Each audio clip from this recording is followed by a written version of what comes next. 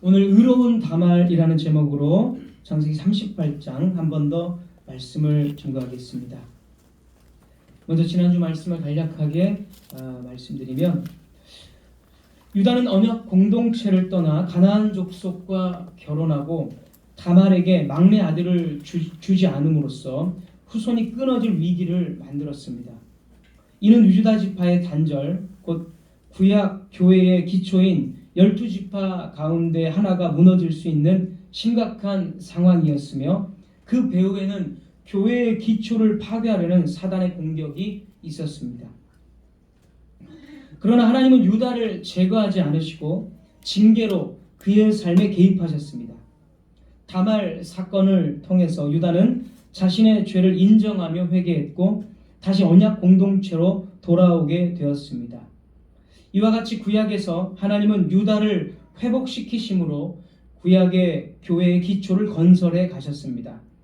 같은 원리가 신약에서도 반복되어 사단은 베드로를 넘어뜨려서 교회의 출발과 사도적 기초를 무너뜨리려고 했지만 예수님께서는 그를 위해 기도하셨고 베드로는 회개한 뒤에 다시 사도로, 제자로 세워졌습니다. 하나님은 베드로를 비롯한 사도들을 통해서 신약 교회의 기초를 확정하셨으며, 교회는 사도들과 선지자들의 터 위에 세워지고 예수 그리스도께서 친히 모퉁이 돌이 되신 완성된 공동체로 굳게 서게 되었습니다. 하나님께서는 유다를 회개로 이끄시기 위해서 그의 악한 아들들을 죽이셨습니다. 그러나 이러한 징계 앞에서도 유다는 여전히 변화하지 않았습니다. 그래서 하나님께서는 유다를 회개시키고 또 회복시키기 위해서 그가 전혀 예상하지 못한 또 다른 계획을 실행하기 시작하셨습니다. 이 계획은 우리가 믿음의 조상 유다에게서 결코 보고 싶지 않은 그런 모습들입니다. 하나님께서는 유다를 회복시키기 위해서 그의 죄와 수치를 그대로 드러내는 길을 택하셨고, 거룩하신 하나님의 말씀이 이러한 사건들을 숨김없이 기록하고 있다는 사실 앞에서 우리는 좀 불편하고 당혹스러운 감정을 느끼기도 합니다. 그 사건이 이제 오늘 38장의 후반부에 나와 있는 사건입니다. 유다는 이 막내 아들 셀라를 다말에게 내어줄 의향이 전혀 없었습니다. 그는 두 아들이 죽은 이유를 자신의 가정 안에 있는 불경건과 죄악에서 찾지 않고 가나안 족속들에게서 흔히 볼 수 있는 미신적인 두려움에 사로잡혀서 그 책임을 며느리 다말에게 돌렸습니다. 그 결과 유다는 마지막으로 남은 셋째 아들 셀라마저 다말로 인해서 죽을 수 있다는 생각에 다말을 친정으로 보내버렸습니다. 다말은 이 셀라 외에는 더 이상 다른 누군가와 결혼을 할 수가 없습니다. 그래서 그는 조용히 기다렸습니다. 그러는 사이에 유다의 아내마저 죽게 되었고 그의 자녀들은 벌써 2명이나 죽었습니다. 그래서 이제 셀라도 다른 사람과 결혼을 할 수 없는 상태이기 때문에 유다의 가문은 이제 이어갈 가능성, 후손을 낳을 가능성이 거의 남지 않게 됩니다. 유다 지파의 후손이 합법적인 질서 안에서 이어질 수 있는 유일한 길은 막내 아들 셀라를 며느리 다말에게, 형과 첫 번째, 두 번째 형이 다 죽었기 때문에 막내 아들을 다말에게 주는 것뿐이었습니다. 그러나 유다는 끝까지 미신적인 두려움에 사로잡혀서 그 길을 거부함으로써 스스로 자신의 가문을 끊어내는 선택을 하고 말았습니다. 그 선택 이후에 유다의 삶은 더욱더 타락한 가나안 족속의 삶과 거의 동화되는 그런 삶입니다. 그 유다의 모습이 오늘 본문 먼저 12절 한번 보겠습니다. 우리 창세기 38장 12절.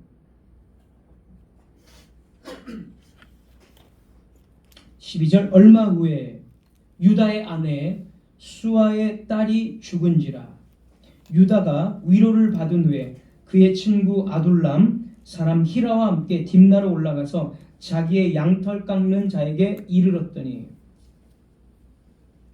유다는 이제 아내가 죽었고 가나안 사람 히라, 친구인 히라와 함께 양들의 털을, 자신의 양들이죠, 자신의 양떼의 털들을 깎기 위해서 양털 깎는 자에게 갑니다.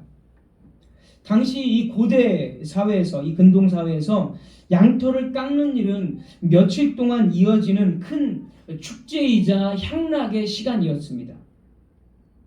마치 수학의 이 절정과 같은 이 양털 깎기는 주인과 일꾼들, 친구들이 함께 모여서 잔치를 벌였고 음식과 술이 풍성하게 준비되었습니다. 그래서 이 기간에는 긴장이 풀리고 도덕적인 경계가 느슨해지기 때문에 술과 향락, 성적인 타락이 동반되기 쉬운 그런 분위기를 형성했습니다. 게다가 이런 축제는 대개 가나안 족속들의 종교 의식들, 가나안 족속의 신들에게 바치는 종교 의식들과 연결이 되어졌습니다. 그래서 이 가나안의 그 종교 의식 중에 이제 음란한 문화들이 있는데, 그런 음란한 문화들을 행함으로써 가나안 족속의 신들이 자극을 받아서 더 풍성한 무언가 축복들, 비나 이런 농작물들을 이렇게 소출을 내는 것으로 생각을 했습니다. 그래서 이런 축제에서 이 가나안 족들의 이 신들을 자극하는 그런 음란한 행위들이 동반되었습니다. 유다가 가나안 사람 히라와 함께 이 양털 깎는 잔치에 갔다는 것은 그가 이미 가나안의 문화 속에 깊이 빠져들어 있었고, 이러한 세속적 축제와 음란한 이 성적 문화를 즐기는 상태였음을 보여줍니다. 한편 다말은, 친정어에 가 있는 다말은 유다가, 시아버지 유다가 막내 아들 셀라를 자기에게 주지 않으려 한다는 사실을 이제 알았습니다. 그런데 어느 날 다말은 시아버지가, 유다가 양털을 깎기 위해서 딥나에 있다는 소식을 누군가로부터 전해 들었습니다. 그래서 다말은 이제 마음속에 꾀를 내었습니다. 다말은 양털 깎기 축제가 어떤 것인지를 잘 알고 있었기 때문에 과부의 의복을 벗고 가나안 종교의 창기의 옷을 입었습니다. 14절, 우리 본문 14절입니다. 그가 그 과부의 의복을 벗고 너울로 얼굴을 가리고 몸을 휩싸고 딥나길 곁 에나임 문에 앉으니, 이는 셀라가 장성함을 보았어도 자기를 그의 아내로 주지 않음으로 말미암이라. 다말은 얼굴을 너울로 가려서 유다가 알아차리지 못하도록 하였고, 아둘람과 딥나 중간에 자리를 잡고 앉아 있었습니다. 이러한 옷차림은 이 창기의 옷차림, 또는 가나안의 종교 의식의 그런 신전 창기들이 있었는데, 그런 비슷한 신전 창기의 옷차림이었기 때문에 당시 이 가나안 사람들은 누구든지 값을 지불하면 관계를 가질 수 있는 대상으로 인식이 되었습니다. 그래서 우리 본문 15절에 보면 다말이 그가 얼굴을 가리었으므로 유다가 그를 보고 창녀로 여겼다, 이렇게 15절은 기록을 합니다. 아마 목소리도 조금 다르게 이 다말이 그렇게 다르게 좀 변형해서 이렇게 말을 하지 않았나 싶습니다. 어쨌든 유다는 다말을 전혀 의심하지 않았음을 보여줍니다. 유다는 다말과 동침의 대가로 자기 우리에서 새끼 염소 한 마리를 주겠다고 약속합니다. 그러나 지금 즉시 새끼 염소를 줄 수 없기 때문에 담보로 이제 담보물을 이 다말에게 주게 되는데, 그 담보물이 도장과 끈 그리고 지팡이입니다. 17절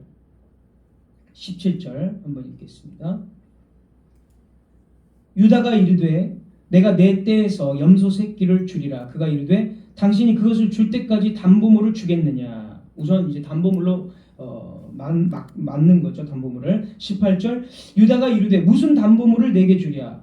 그가 이르되 당신의 도장과 그 끈과 당신의 손에 있는 지팡이로 하라. 유다가 그것들을 그에게 주고 유다는 다말에게 그 담보물들을 주었습니다.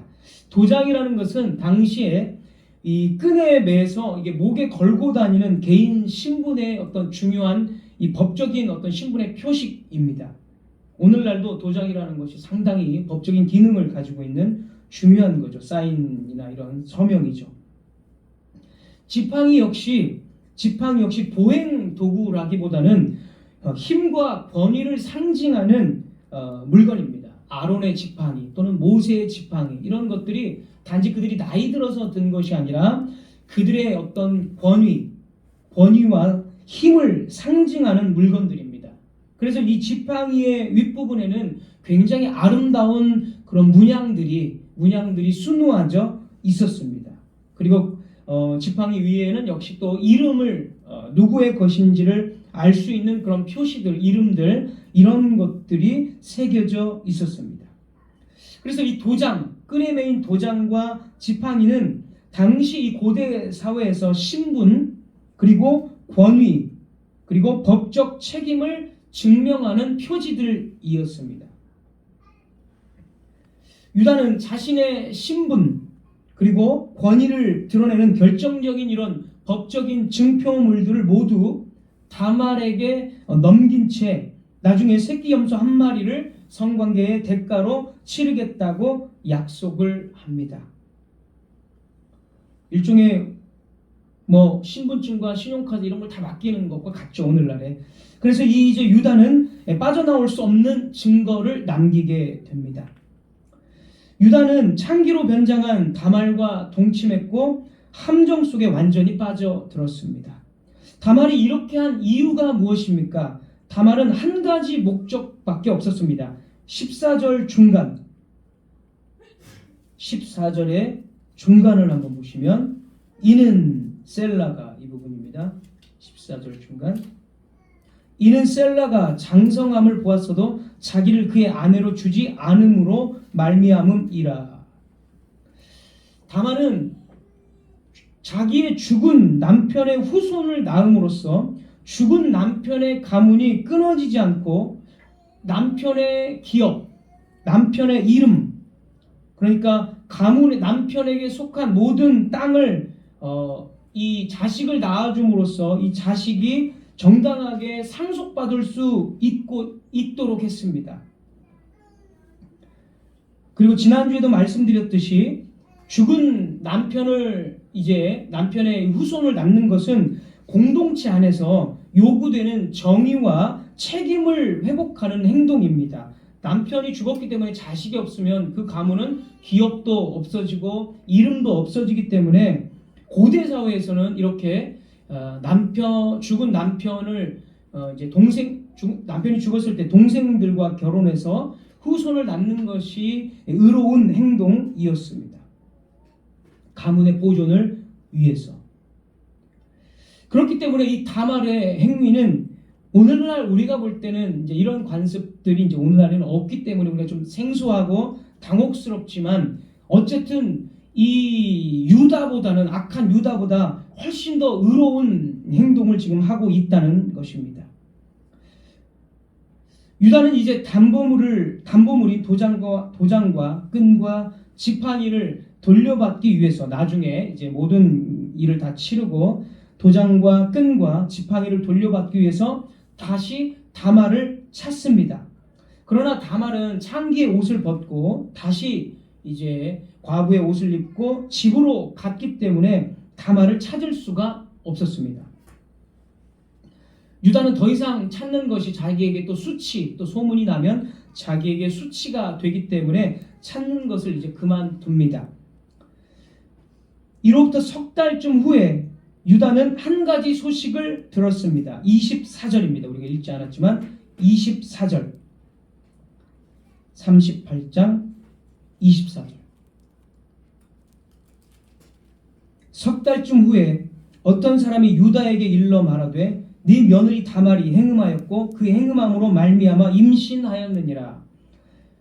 다말은 사실 유다로 인해서 임신을 한 것입니다. 하지만 유다는 결코 이 사실을 알 리가 없습니다. 유다는 며느리가 임신했다는 소식을 듣고 지금이 며느리 다말을 제거할 아주 좋은 기회라고 생각을 했습니다. 그는 이 두 아들의 죽음에 대한 책임을 다말에게 뒤집어 씌울 기회를 이제 비로소 얻은 것이고, 다말이 죽어야 막내 아들도 다른 여자에게 이제 결혼을 시킬 수 있다라는 생각을 했습니다. 그래서 유다는 즉각적인 심판을 선언을 합니다. 24절 끝부분을 보시면 24절 끝부분, 유다가 이르되 그를 끌어내어 불사르라. 유다는 지금까지 자신의 죄악들, 하나님의 율법의 말씀을 어긴 가나안 족속과 결혼하고 또 음란한 그러한 행동들, 이러한 또 교회의 후손을 끊어버리려는 이러한 자신들의 죄악들은 하나도 깨닫지 못하고 다말에게 흠이 발견된 즉시 가혹한 심판을 선언했습니다. 당시 이 다말은 유다의 집 사람입니다. 그래서 시아버지인 유다는 다말이 자기의 집 사람이기 때문에 그녀를 심판할 수 있는 권한도 있습니다. 그래서 이 유다는 다말을 끌어내서 이제 불사르라라고 이렇게 명령을 합니다. 다말은 끌려 나옵니다. 그러나 다말은 그 순간 기가 막힌 연출을 했습니다. 불에 태워지기 위해서 끌려 나갈 때 그녀는 유다의 도장과 끈과 지팡이를 가지고 나갔습니다. 25절입니다. 25절. 여인이 끌려 나갈 때에 사람을 보내어 시아버지에게 이르되 이 물건 임자로 말미암아 임신하였나이다. 청하건대 보소서. 이 도장과 그 끈과 지팡이가 누구의 것이니까 한지라. 유다는 도장과 끈과 지팡이가 자기의 것임을 즉시 알게 되었고 이제 충격에 빠졌습니다. 그리고 그때 비로소 유다는 자신의 죄악들을 깨닫기 시작합니다. 26절입니다. 우리 본문 38장 26절. 유다가 그것들을 알아보고 이르되 그는 나보다 옳도다. 내가 그를 내 아들 셀라에게 주지 아니하였음이로다 하고 다시는 그를 가까이 하지 아니하였더라. 유다는 다말에게 거짓말을 하고 다말의 권리를 인정해 주지 않았습니다. 유다는 자기의 아들들이 다말 때문에 죽었다고 생각했습니다. 다말이 불운의 표이고 저주받은 여자라고 생각을 했습니다. 하지만 유다는 다말과 동침했고 여전히 자신은 다말과 동침했음에도 살아 있었기 때문에 자기의 아들들이 죽은 것은 다말의 잘못이 아니라 아들들의 악함 때문이라는 것을 깨달았습니다. 또한 유다는 한순간의 정욕으로 동침을 했지만 다말은 죽은 남편의 후손을 위해서 필사적으로 죽음을 각오하고 이 일을 했다는 것을 깨달았습니다. 그래서 유다는 다말이 나보다 의롭다. 나는 내 아들 셀라를 너에게 주지 않은 악한 사람이다. 라고 자신의 죄를 인정하고 다말을 의롭다고 인정한 것입니다. 본문에서 말하는 바와 같이 다말은 유다보다 훨씬 더 의로웠습니다. 가나안 여자가 언약의 남자보다 더 의로웠습니다. 유다는 자신의 악함을 통해서 자신의 가문을, 즉 구약의 교회를 벼랑 끝으로 내몰았습니다. 그러나 다말은 유다의 후손을 보존하기 위해서 무언가를 했습니다. 구약의 교회가 보존되도록 무언가를 한 사람은 언약 백성인 유다가 아니라 가나안 여자인 다말이었습니다. 다말은 담보물인 도장과 끈과 지팡이를 통해서 뱃속의 아이의 아버지가 누구인지를 밝힘으로써 그 아이가 유다의 책임 아래에 있는 정당한 법적인 후손임을 드러냈습니다. 도장과 그 지팡이가 이 법적인 증거물이었기 때문에 누구도 부인할 수 없는 유다의 아들, 유다의 후손임을, 정당한 후손임을 분명하게 드러냈습니다. 그 결과 이제 다말은 쌍둥이 베레스와 세라를 낳게 됩니다. 29절을 한번 보겠습니다. 29절. 29절 그 손을 도로 들이며 그의 아우가 나오는지라 산파가 이르되 네가 어찌하여 터뜨리고 나오느냐 하였으므로 그 이름을 베레스라 불렀고 30절 그의 형 곧 손에 홍색 실 있는 자가 뒤에 나오니 그의 이름을 세라라 불렀더라. 쌍둥이를 임신했고 두 명의 아들을 낳았는데 둘째가 역시 먼저 나옵니다. 야곱처럼 먼저 나오게 됩니다. 어쨌든 둘째 이름을 베레스라고 불렀는데 특이한 점은 베레스라는 이름의 뜻을 지금 알려준다는 점입니다. 29절을 다시 한번 보면 네가 어찌하여 터뜨리고 나오느냐 하였으므로 그 이름을 베레스다 이렇게 불렀습니다. 셀라는 그 이름의 뜻을 알려주지 않았지만 베레스의 이름을 알려줍니다. 베레스라는 이름의 뜻은 여기 나온 대로 터뜨리고 나오다 또는 깨뜨리고 나오다라는 뜻입니다. 부시고 나온다라는 뜻이죠. 돌파하고 나오다 뭐 이런 의미입니다. 그럼 성경이 왜 베레스의 이름을 왜 알려주고 있을까요? 그 이름의 뜻을 왜 알려줄까요? 터뜨리고 나왔다, 깨뜨리고 나왔다라는 이름이 붙었다는 것은 이 아이가 바로 하나님의 계시를 담고 있는 이름입니다. 예전에도 몇 번을 말씀드렸지만 이름이라는 것은 하나님의 계시를 가르쳐주는 이름입니다. 그러니까 이 베레스라는 아이의 이름은 지금 막혀버린 유다의 가문, 그러니까 막혀버린 언약의 역사, 막혀버린 교회의 역사를 깨트리고 터트리고 나왔다라는 이름을 뜻하는 것이죠. 유다는 자신의 악함으로 말미암아 책임을 회피했고 교회의 역사는 유다로 말미암아 사실상 막다른 골목에 이르렀습니다.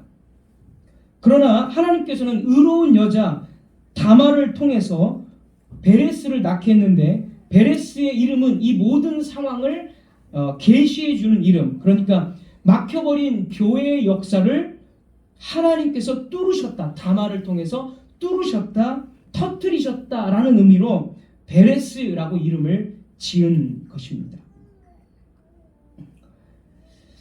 하나님께서는 다말을 통해서 이 막혀버린 교회의 역사, 언약의 역사, 그리고 그리스도께서 오시는 길을 뚫으셨습니다. 그러므로 베레스는 유다가 막아버린 길을 하나님이 터뜨리셨다, 깨뜨리셨다라는 하나님의 구속 행위를 드러내는 이름이 됩니다. 룻기 4장 18절에 보면 오늘 본문에 베레스의 계보니라 하면서 베레스의 계보가 나옵니다. 룻기 4장 18절.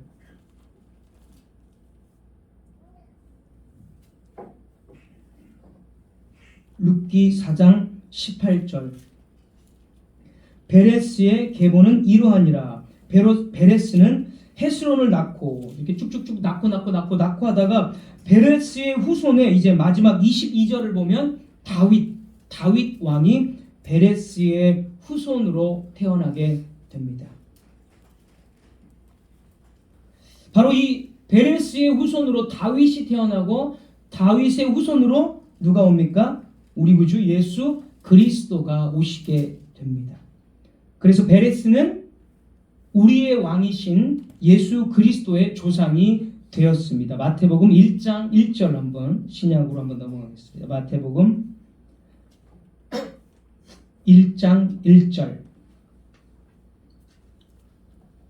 아브라함과 다윗의 자손 예수 그리스도의 계보라. 이렇게 이제 예수님이 누구를 통해서 쭉쭉 출생하셨는지를 이제 구약도 쭉 이제 그 계보를 적어 놓습니다. 3절 마태복음 1장 3절. 유다는 다말에게서 베레스와 세라를 낳고 이렇게 쭉쭉 낳고 마지막에 가보면 예수 그리스도가 이제 탄생을 하게 됩니다. 그래서 베레스는 우리 구주 예수 그리스도의 조상이 되었습니다. 베레스의 탄생, 그러니까 의로운 다말을 통해서 베레스의 탄생은 구약에 막혀버린 이 구약 교회에 막혀버린 역사를 뚫었고, 그리고 막혀버린 예수 그리스도가 오시는 그 길을 깨트리는 그러한 하나님의 구속의 행위를 담고 있는 이름입니다. 우리는 유다 자신의 악함으로 교회가 막다른 골목에 이르렀음을 봅니다. 그럼에도 불구하고 하나님은 전혀 예상치 못한, 오늘날 우리가 보기에 너무나도 당혹스러운 그런 계획을 통해서, 즉 다말을 통해서 그 막다른 길을 파괴하셨고 돌파하셨고 교회를 구속하시는 그 행위를 베레스라는 이름으로 기억하게 하셨습니다. 예수 그리스도께서 1세기에 유대 땅에 오셨을 때 그때의 교회의 상태는 어땠습니까? 아시다시피 1세기의 유대인들은 언약에 대한 바른 이해가 아니라 아브라함의 혈통을 대단히 자랑스럽게 여겼고 할례와 같은 율법의 행위로 획득하는 의로움, 행위구원, 율법의 행위를 지켜서 획득하는 의로움에 빠졌고, 그리고 형식만 남은 종교 행위에 갇혀 있었습니다. 예수 그리스도께서는 바로 그 체계를 깨뜨리셨습니다. 혈통 중심의 잘못된 언약 이해를 깨뜨리셨고 행위로 쌓아 올린 의로움을 무너뜨리셨으며 형식적인 종교 행위를 깨뜨리셨습니다. 주님께서는 요한복음 4장 24절에 말씀한 바와 같이 형식이 아니라 성령과 진리로 하나님을 예배하는 신앙을 세우시고 오직 믿음으로 회개하고 복음을 믿으라, 이 말씀대로 오직 회개와 믿음으로 언약에 참여할 수 있다라는 참된 교회를 다시 세우셨습니다. 그러므로 예수 그리스도는 더 위대한 베레스, 즉 터뜨리고 나오신 하나님의 아들이십니다. 주님께서는 1세기의 형식적이고 타락한 죽음 가운데 있는 교회를 깨뜨리시고 생명과 부활의 교회를 새롭게 세우셨습니다. 이처럼 하나님께서는 모든 시대에 자신의 주권으로 막힌 교회의 길을 터뜨리십니다.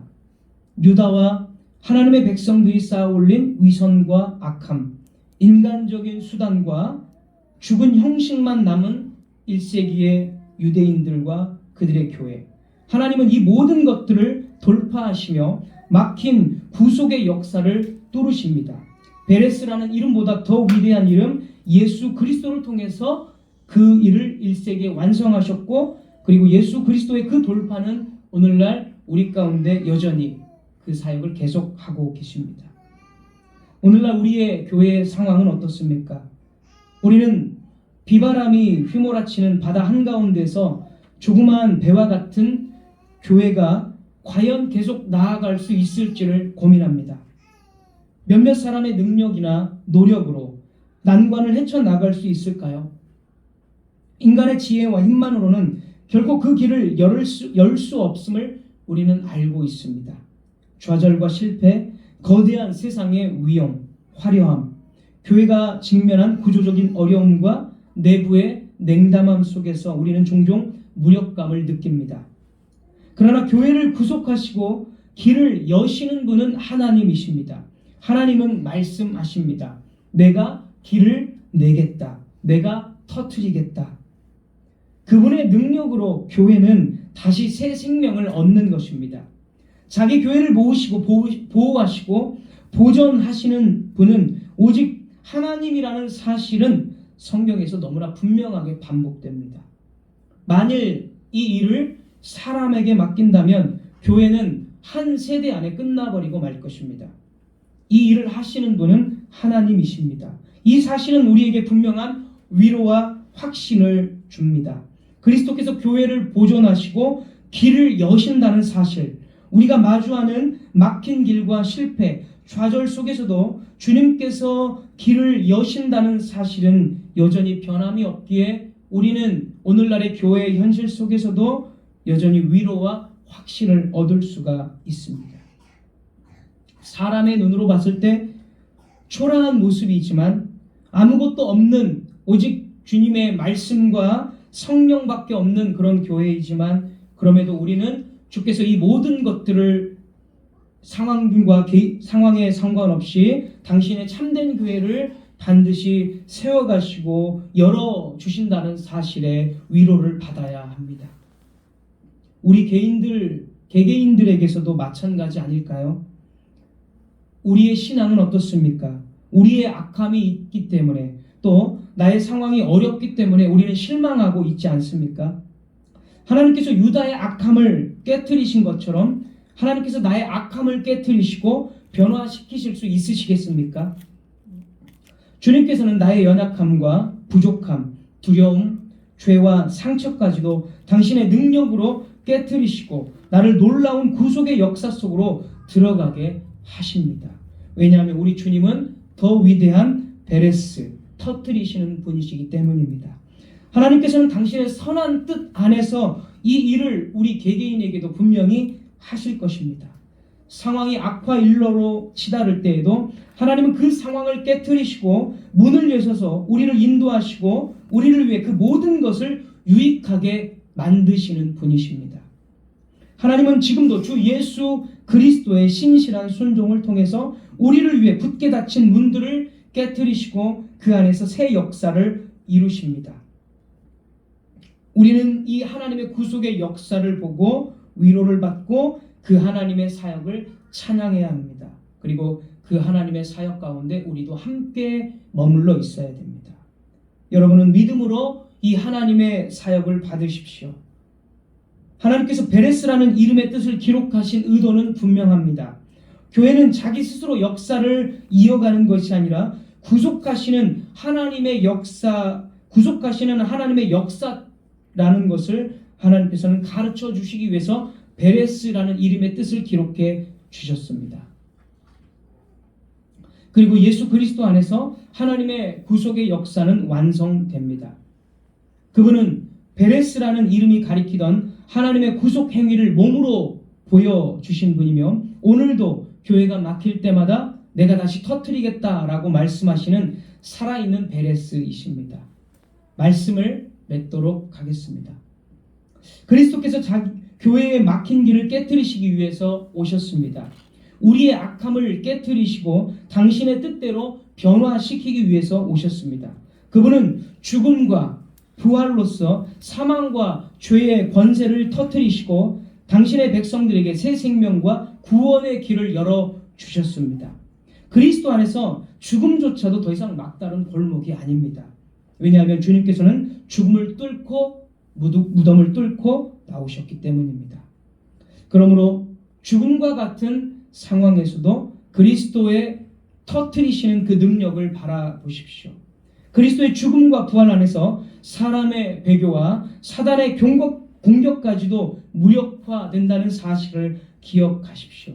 이 능력은 과거에만 머무르는 능력이 아니라 나의 죽음과 좌절, 교회의 암담한 현실 속에서도 지금도 그래서 그 막힌 길을 깨트리는 살아있는 능력이자 힘입니다. 현실을 바라보지 마시고 우리 자신의 악함도 바라보지 마시고 오직 이 모든 것을 깨트리시는 살아계신 위대한 베레스로 오시는 예수 그리스도를 오늘도 찬양하시고 그분을 바라보는 저와 여러분들 되시기를 주님의 이름으로 부탁을 드립니다. 기도하겠습니다.